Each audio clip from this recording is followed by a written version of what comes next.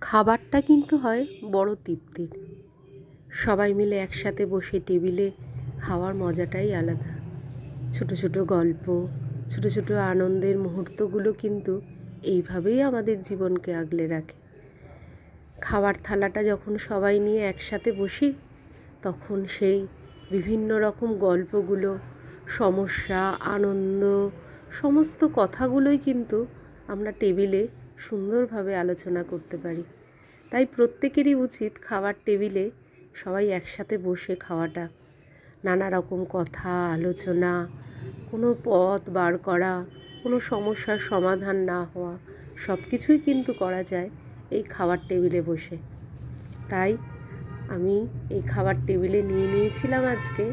প্লেটে রয়েছে mixed rice, mixed সবজি আর মাটন কষা। আমি, মেয়ে আর আমার হাজবেন্ড।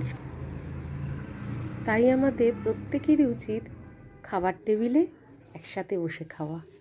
এটার আনন্দটাই আলাদা।